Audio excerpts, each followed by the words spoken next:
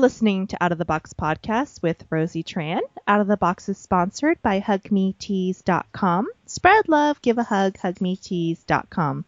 Guys, as always, we're on SoundCloud, Stitcher, and iTunes. Go on SoundCloud and click on the follow button. We love our followers on SoundCloud. And as always, if you enjoy the podcast, go on iTunes, Out of the Box podcast, and click on the subscribe button and also leave us a positive comment. Positive comments are the number one thing that help the podcast get found by other listeners and get new subscribers. So that helps us out a lot. I am really excited. I'm here today with a special guest. He is part of an alternative living biotope project in Portugal. Martin Winiecki. Martin, how are you? Hello, good evening. I'm fine. Thank you for having me. Oh, you're welcome. We're so excited. You're actually promoting one of the founders' books. Is that correct? That's correct, yes. And that book is Terra Nova? Yes, it's called Terra Nova, Global Revolution and the Healing of Love. It was just recently published in mid-September. Mm-hmm. And I've been touring the country together with some of my colleagues. We've had several events in New York, in DC, and the West Coast.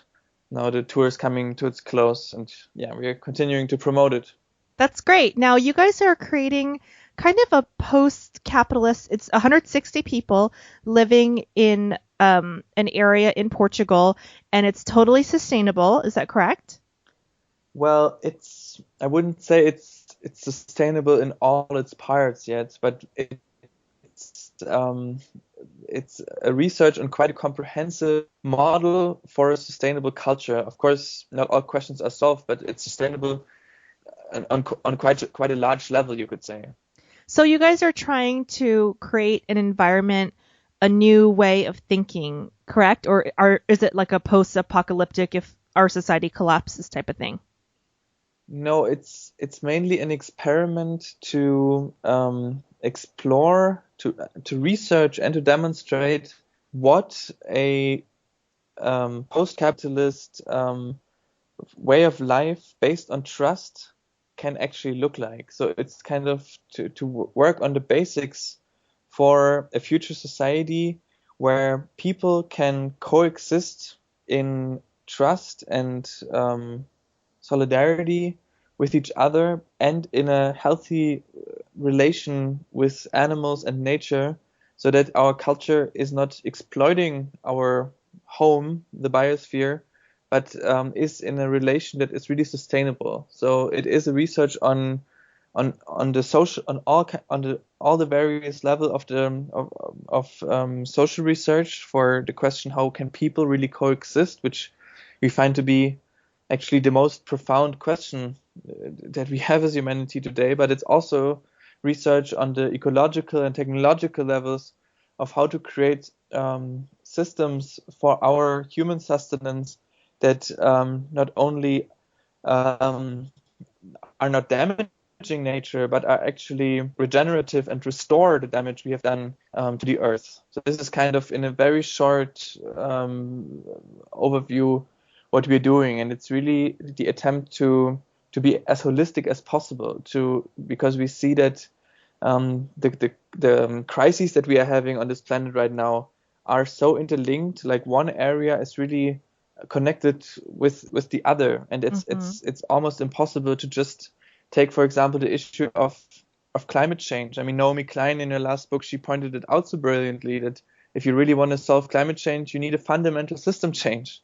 And yes, one could say this about every area of life. I mean, if you want to have a peace culture, for the future, you need to create a new form how children grow up, or you need to have a new surrounding in which love and sexuality do not result in the repetition of the same pain over and over again, but can actually lead to the fulfillment of the longing. And so we see that everything is really connected, and that's why we try to put all these questions into a kind of small scale, you could say, society laboratory in which you can explore the parameters necessary for a form of life free of violence. And we believe that this is not just a pipe dream, but that's a possibility in human nature that needs the right surrounding in order to be awakened.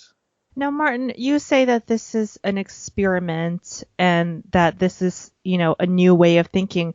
But a lot of the research that I did on your website and looking at things that you guys are creating, it looks like not something new, but actually us remembering or going back to basics about things that we have kind of moved past, but may be a better way of living. Does that make sense? Yeah, this is a philosophical question. I So, mean, for example, let me give an example. mhm, So, a lot of people that are working with the agricultural movement, I don't know if you right. guys do this at Terra Nova, but with the agricultural movement right now are going to organic and saying, well, organic is the way Mhm, and GMOs. Well, organic is just the basic way that we used to farm before. So it's right, not really right. discovering something new. It's just going back to what we let go of, but actually worked all along, or crop rotation instead of this factory farming. So those type of things, it looked like a lot of things you guys were doing, and not to take away from the amazing work Mm, that you're doing, but is not actually new, but it's just us as a humanity remembering what we used to do that worked that for some reason we thought wasn't good enough.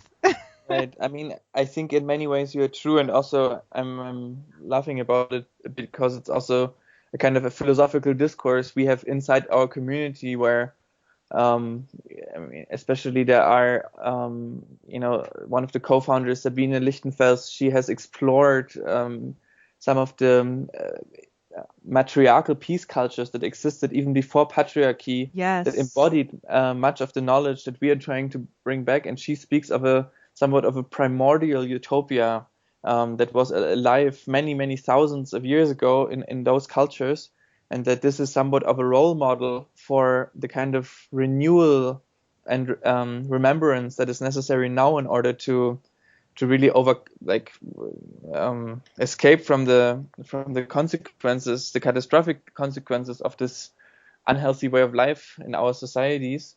So it's interesting, and still I think it's also new in a sense. And if I speak about the tension between having matriarchal and patriarchal cultures, then in some ways we can also see that today, as this patriarchal era comes to a close, that it's not about having either matriarchy or patriarchy, but really creating a culture of partnership where the masculine and the feminine energies are really in balance and cooperation. And in some way, this is new. I think what you're saying is very, very, very important because I think that a lot of people see the masculine and the feminine as contradicting each other and not realizing that as humans, we all have not only both inside of us, but there's strengths to both.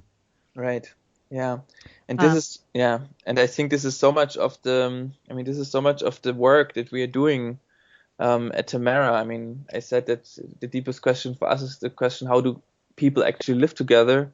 And when you go to the core of it, you come very strongly to the question, how can we end this historic war between man and woman? And how can the masculine and the feminine, these two primal powers, really find a level where the conflict and the violence is transformed into cooperation and mutual empowerment. you mentioned Tamara, so everyone that's listening, your website is tamara.org. Is that Hmm. correct? That's correct, yeah. And we'll have that listed on the website so you guys who are listening at home can go online and check out this wonderful new experiment that they're doing. And I noticed that you said it's kind of on a small scale, and you guys are hoping to kind of make a model that's repeatable in different parts of the world, and whoever wants to recreate it. Correct? Yeah, I mean, it's kind of, maybe I can explain this a bit. So Dieter Duhm, who is also the author of this new book, Terra Nova, that we are promoting, he was active in the 1968 student movement in Germany in the anti-imperialist struggle of the left. And in this time, he came up with this idea that it's necessary to actually fuse the struggle for revolutionizing the political and economic structures with the transformation of that which is inside people, as Mm. the structures of fear, the the structures of oppression, the authoritarian character, and so on. And from this point, actually, he was working on a concept to understand how it could be possible to actually create a power of peace that could really measure up to and finally overcome the imperialistic violence that is destroying the planet. And so later, the more this new model, this holistic model came into sight, also a political theory developed, which is kind of a synopsis of many holistic sciences and wisdom that has been taught by many spiritual traditions over hundreds and thousands of years, that spoke of that which connects us all beyond the very tangible forms of connection through communication systems or people speaking to people in our direct environment. And so he referred to that which Jung, for example, called the collective subconscious, or which in the Indian tradition is called the invisible substance, or which Rupert Sheldrake calls the morphogenetic field. So there is something that connects us with all people and all animals and everything that happens on this planet on a much more fundamental and subtle level than we can usually perceive. And so there are energies of universal and collective dimension which steer a lot of our behavior. And so the idea was that if it's possible to create on a few places on Earth a way of life that is fully freed from violence, that fully corresponds to a much more universal matrix of life, then this could create like a wave in this collective subconscious, you could say, and create an impulse on all places where people actually want to orient themselves in this direction. So it would not be something where we would go out to be missionaries for a new culture or something, but it would pop up almost naturally, as when spring comes, you have flowers popping out everywhere, because it's just as Victor Hugo said, nothing is more powerful than an idea whose time has come. So this is the idea, to kind of collaborate in the process of evolution. I think you're talking about a raising of an awareness or a hiring of consciousness, or maybe an evolution of humanity, or maybe devolution if we're just going back to our basics, but maybe a higher level of our basics. But I wanted to address something that you said, because maybe some of the listeners are listening and they started getting spaced out, thinking, okay, he's talking about some spiritual stuff, I don't know what's going on. And I totally got what you were saying, Martin, but you're not talking about some type of religion. No. And so that's important for me to point out for the listeners to understand that, because they might hear some type of spiritual energy, whatever, and say, okay, this guy's doesn't know what he's talking about. But you're not talking about a specific religion. No, you're not talking at all. about something that actually we're scientifically, now there's proof that we are programmed for this, because you talked about the communicating and the connection between people. We actually have these mirror neurons that allow us to experience empathy, compassion, other emotions that have no quote unquote evolutionary benefit that science can find, except for that we are connected. Right. So I want to put that out there for some of the listeners who may have thought that you were talking. It can be spiritual, but it doesn't necessarily have to be. Is that correct? It's correct. And also, I mean, it's really not that, that we are pursuing a certain religion.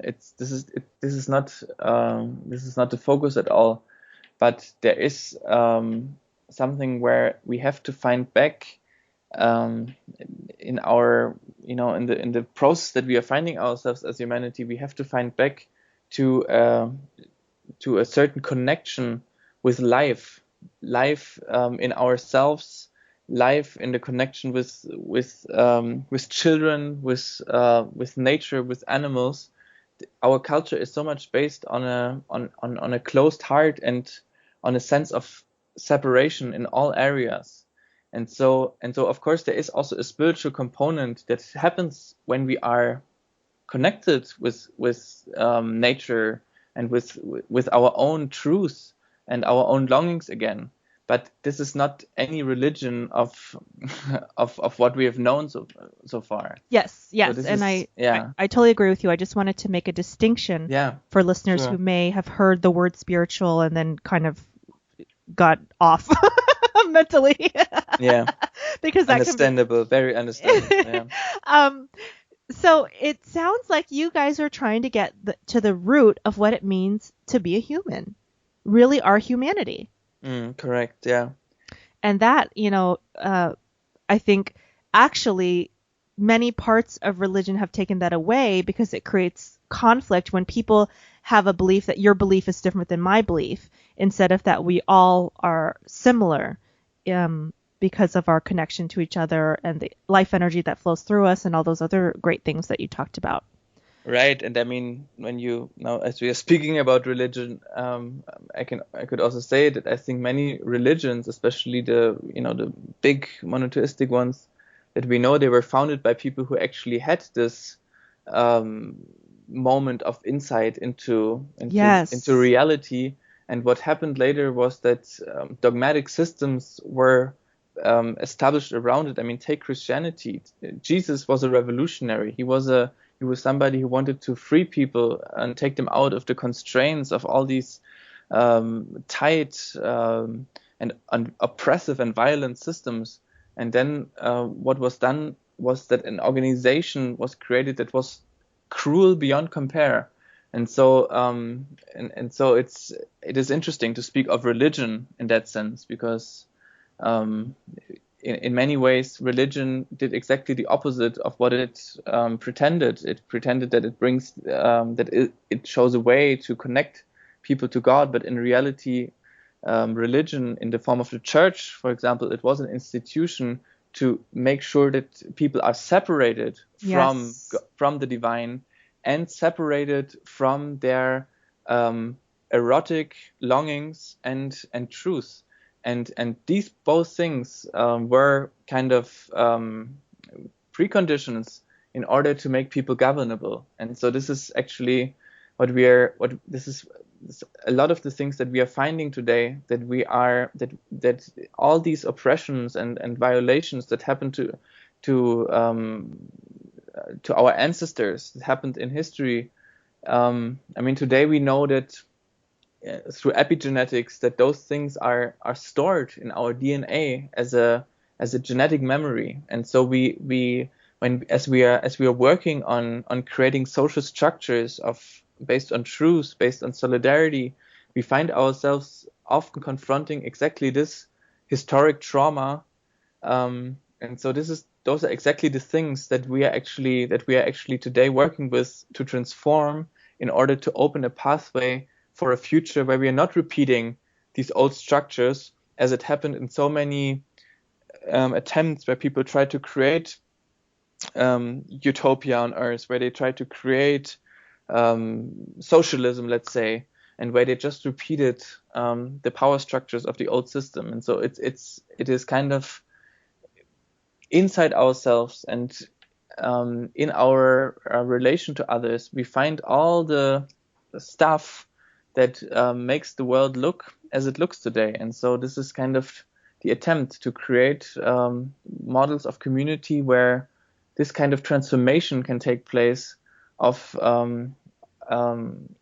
basically, you could say, from fear to trust, from the structures of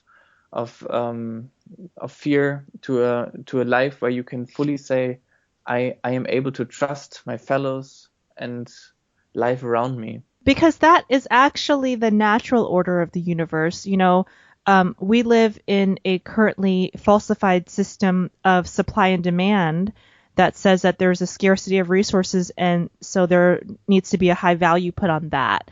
And the way that nature works is, if you see an apple tree, it just has apples everywhere. and there's not just one or two apples. Right. And, right? So the way that Mother Nature works is that there's an abundance of everything, and we don't need to hoard our resources or hoard, things from each other or hoard love. And so I think it's really important what you talked about healing that relationship, man and woman, or masculine and feminine, or that relationship within, or that relationship in the home life, to transform the outer world. Because people do not really understand, I think, that they're part of this big ecosystem, this biosystem of the world. And if we're not healed in our heart and in our home life and in our internal turmoil, then we project those issues outside, and that creates a ripple effect as well. And so Totally. that it sounds like you guys are trying to heal that ripple or heal that internally so that it creates a newer ripple or evolved ripple. Is that correct? Yeah. And this is actually really the core what you're describing right now. And if I just go back to what you just mentioned, the apple tree that just that doesn't hold back, that doesn't create artificial scarcity in order to have people pay more for the apple than they would if there are a lot of apples. That apple tree just likes having apples. Yeah, and it freely gives, and there is no calculation. And if I compare the way how nature gives, how it just puts out, I mean, sometimes even it seems like it's even wasting, it's like boom, putting out so much. And if you compare this to the way how we people usually nowadays behave in love, we are imprisoned in a system of calculation. And maybe when we grow up as children, we are still open-hearted, and we follow our impulses of love, of reaching out to people, of making contact, and after repeated experiences where where we see harshness or meanness or are punished, it's like an amoeba that has to contract its tentacles because it's hit by a drop of acetone. And so when we come in touch with this energy of love, and oftentimes it is through erotic attraction and contact, as soon as we encounter this energy of love, we start to calculate, and we can open to love only under very controlled circumstances, where we want to make sure that the experience that we have had in the past, where we were walking with this free loving energy, this painful experience would never be repeated again. Mm-hmm. And so and so there is a really fundamental fear that is immediately triggered when we are trying to approach the most beautiful promise of this earthly existence. And so this is a topic which is usually handled as something very private. So and then as relationships continues, as conflicts become more severe, as jealousy breaks out and anger, this is something that people deal with one-to-one, or maybe they go to a therapist, but it is considered as a private topic. And so the first thing that we actually say, well, wait a moment, a topic which everybody is involved with, because we are all longing for love, and almost all of us, at least the people who are still engaging with this issue, are kind of are struggling with it. Such a topic cannot be regarded as a private issue only, as it is so fundamental to happiness or pain. It is a political topic of first priority, and so we have taken this issue into work as a public matter in community. And that's great. Yeah, and in order to be able to start to look for where is actually the structure that creates so much suffering, and where can a healing solution lie? And we see that a lot of it has to do in the core. Many it's actually not so much. Many people always ask, what is the kind of lifestyle? Do I have to live monogamously or polyamorously, or what is the way? But actually, this is not the first issue. But the question really is: am I able to trust in love, or am I governed by fear? Am I driven by the feeling of never getting enough, never being accepted?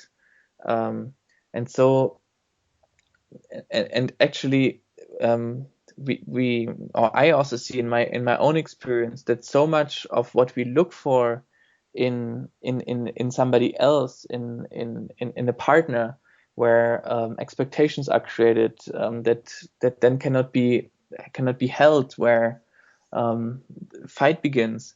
That so much of it has to do with actually having lost an embedment in a larger social system, let's say in a community, in a tribe. And so that love, in order to be healed, first of all needs to embed it again in community, in a space where people really live together in solidarity. And so this is kind of part of, this is actually it's the main work that we are doing in creating communitarian systems where this kind of transparency, openness, truth is possible again, where lovers, also when they come to difficult points, do not need to leave each other again, because there is a supporting surrounding with them that can work with these issues. So it's creating a system of solidarity for this issue of our lives. I wanted to talk about the parallel that you just mentioned between supposed private, personal relationship and our greater relationship with the earth, because this seems, maybe to the average person completely unrelated. But you actually mentioned something that is just such a parallel, and we live it in our daily lives. You talked about jealousy with a partner. You just mentioned it for 2 seconds. Mm-hmm. But we almost live in our society the way that we live in our personal relationships. And so I think it's very important to make it a public matter, political matter, like you mentioned. For example, jealousy stems from not enoughness, feeling that the person's going to leave you, feeling like, basically insecure.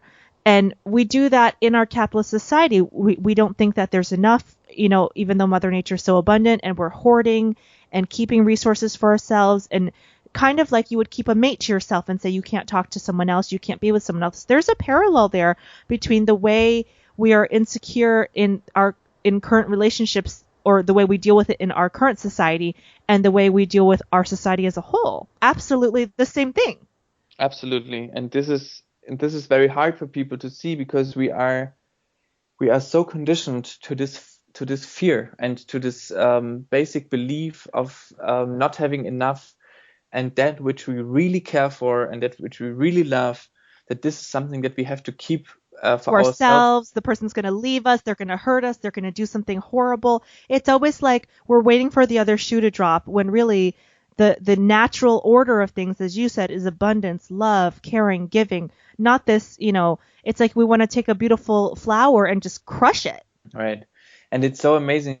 The root of this word is the Latin word privare, which means to steal. So private is something you can steal from the common, from the community in the end.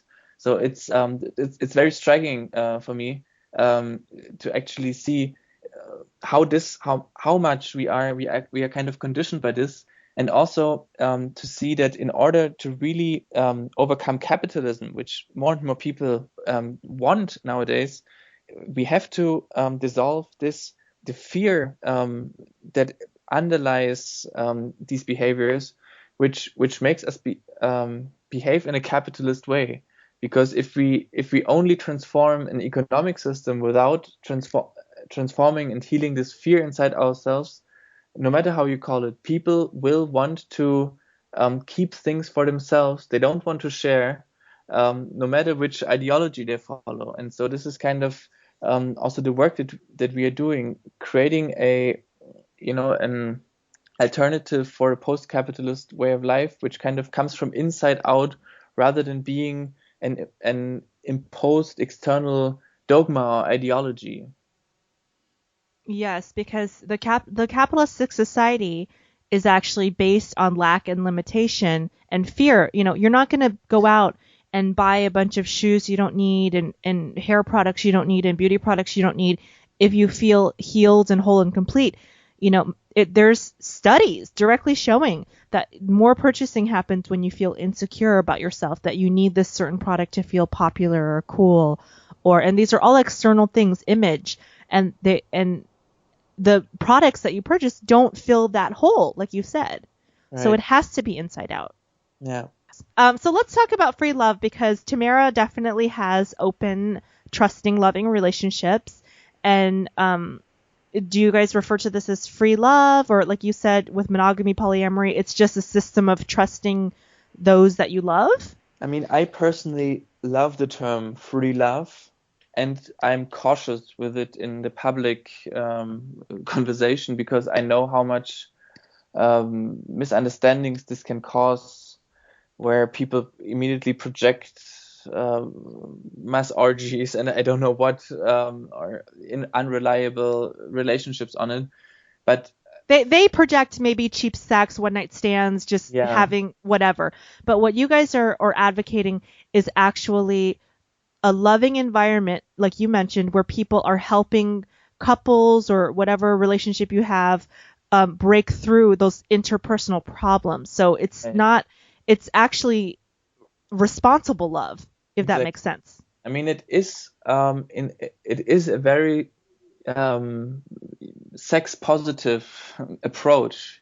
This is for sure, because it is really trying to create a way of life where peace is not a form of like being free of conflict that is imposed from above, but really as a way of life where you are so much living in resonance with your longings and your what you want to live, that you have a positive relation with people around you and with nature, and so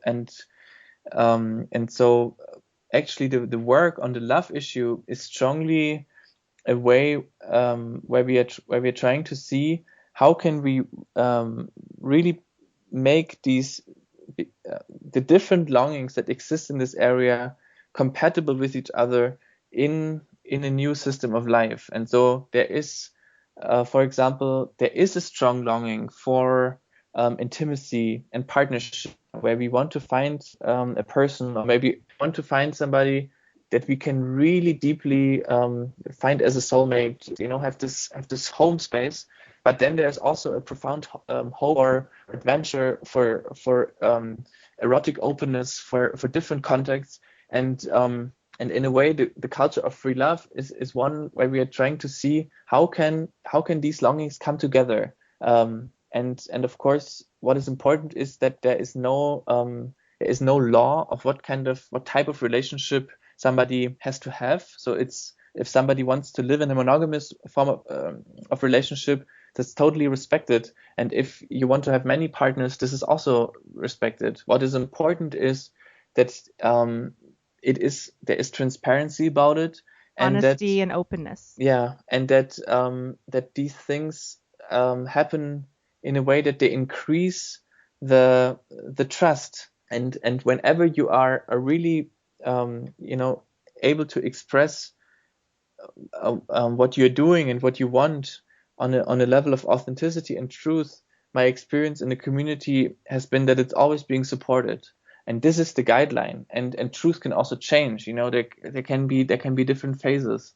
But what is important is that that deceit and lying is taken out of love. That love partners no longer have to lie to each other because one of them or maybe two of them are attracted to others, and in order to maintain a relationship, need to conceal it to the partner in order to be able to keep up this system of relationship. And there is just in this little example, there is so much suffering and war, small scale war and love that results from a system where this kind of truth is not possible. And so a lot is the question: how can these two longings really come together? And a big part of it is really is the place where I, as an individual with my longings and my love, and my partner, where we can find this embedment in a community that we really trust, where we are able to open ourselves to share, instead of creating a fence around our relationship and saying this is something private where we don't allow anybody else to look into. It's so much the solution of the so-called personal issues is a matter of how they are embedded in a new social structure. And actually, there have been social science studies that show that there is a lot of stress created in the nuclear family that currently exists. Oh, totally. Because, previously, as you know, humanity, we were living in tribes or small villages or communities.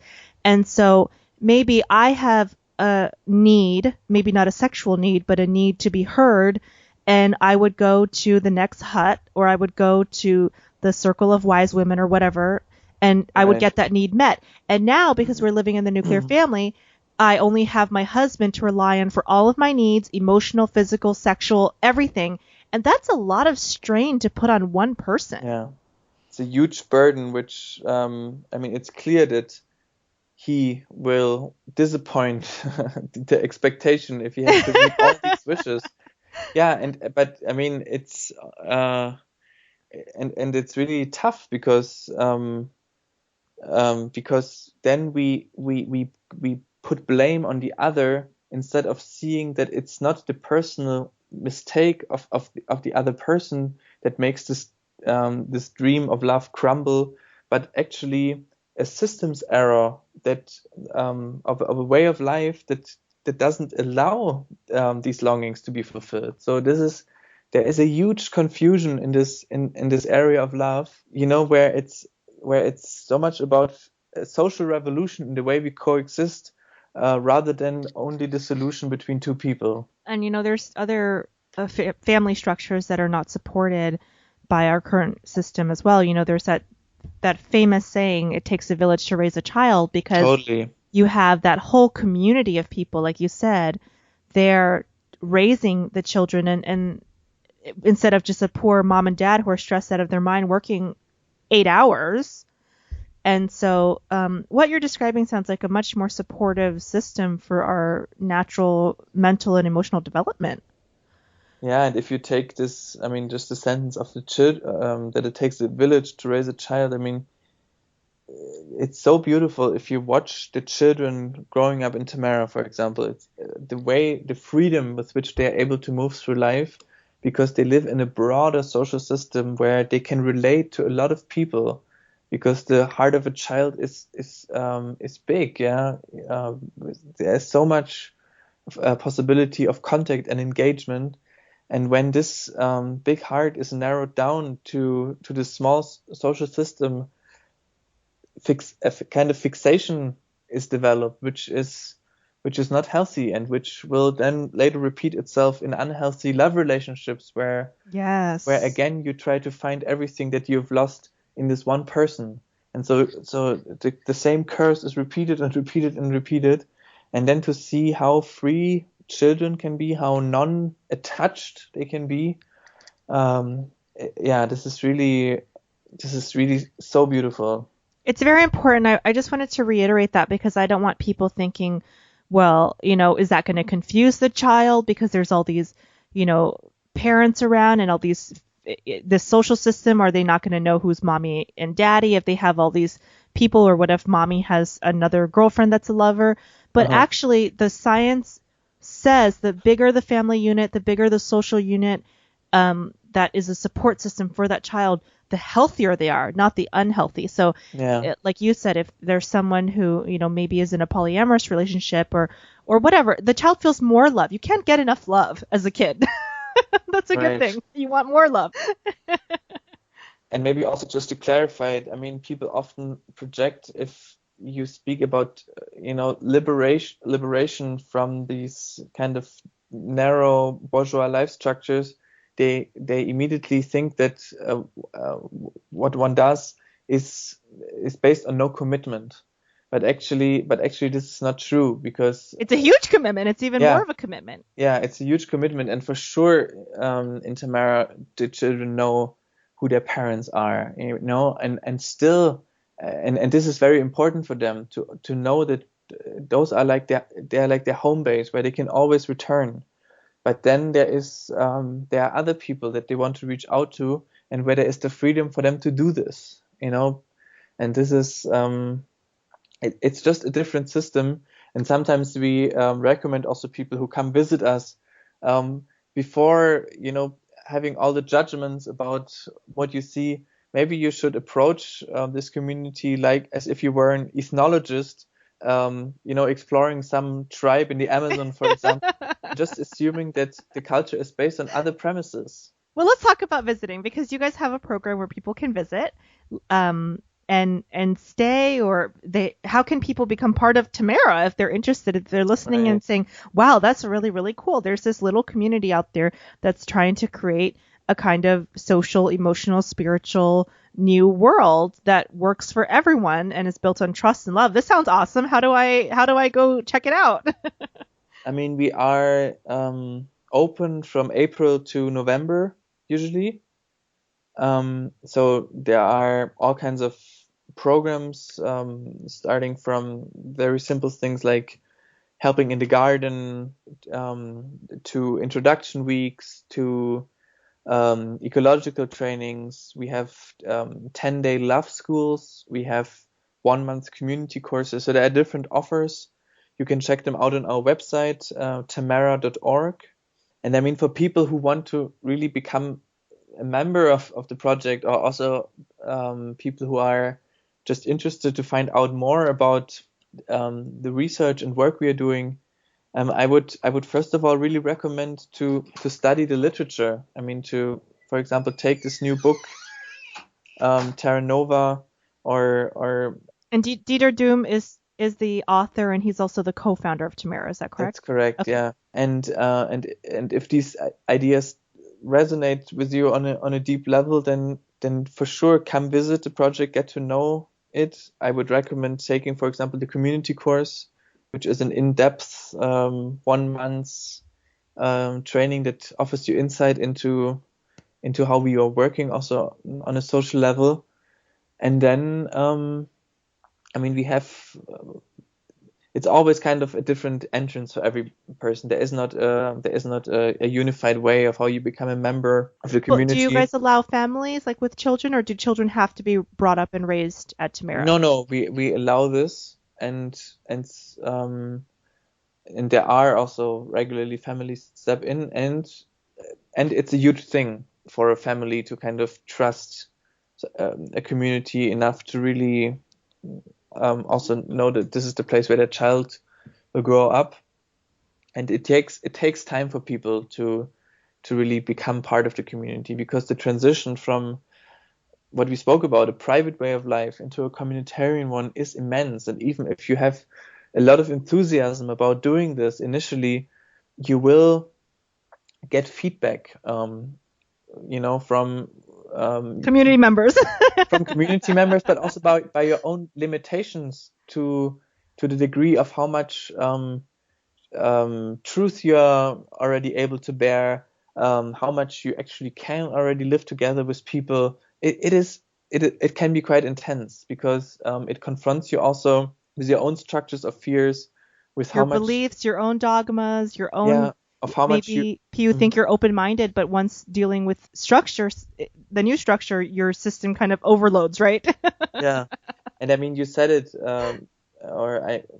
we just had also this keyword of feedback. I mean, this is something very important in a community, that And it's important for all living systems that want to stay healthy and alive, that there is constantly feedback between the different individuals. So in society, people can walk around with a very banal,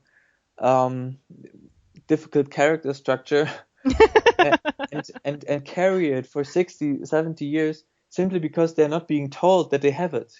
So the mechanism of feedback is destroyed. It hardly takes place. And if we speak truth to each other, if we tell the other what we actually think about them, people are easily offended.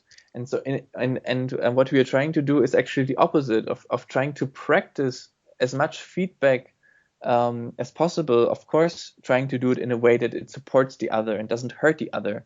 But we are trying to do this so that we actually know again what we think about each other, so that we can trust one another. Because if we don't say what we think, I mean, trust is something shallow.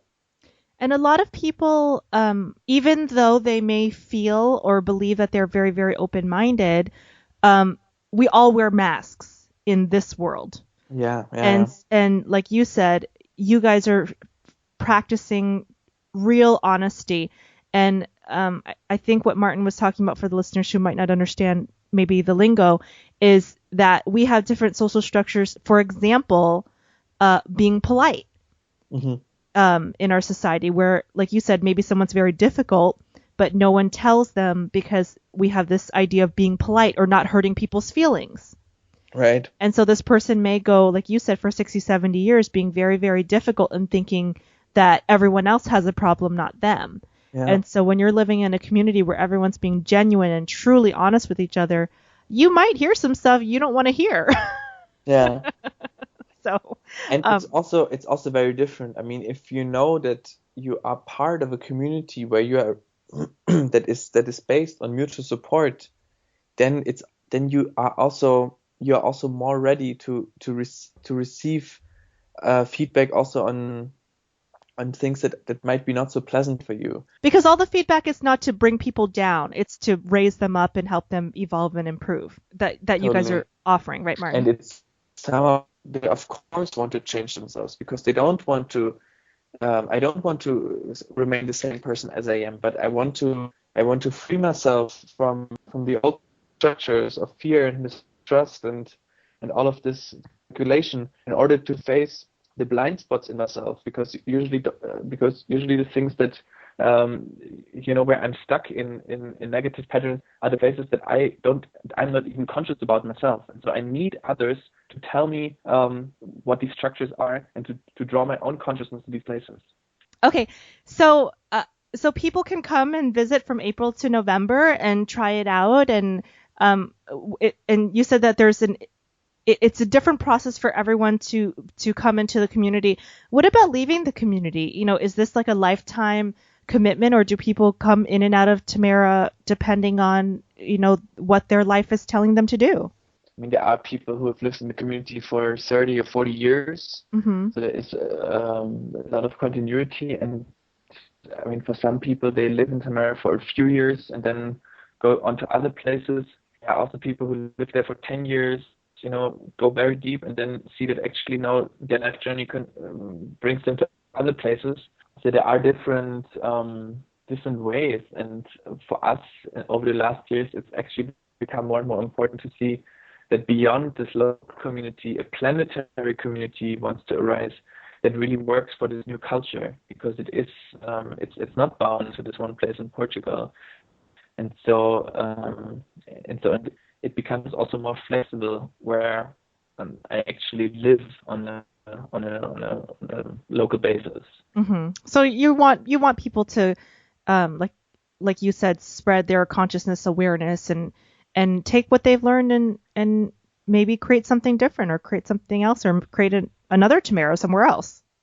Yeah, this is really the intention, and also part of the reason why we are going now to this tour book, that it's really not a niche for a beautiful life for some people, but it's Tamera is an experiment in the framework of a planetary project that tries to create an alternative for a new way of life. And in that sense, we are working on a global peace plan called the Healing Biotopes plan, based on the creation of model centers around the world that can show the future form of life. And so we invite people that are that want to know how to overcome this current system, and we also invite people to create more and more of projects around the world, and that we can together create a network that on more and more places makes visible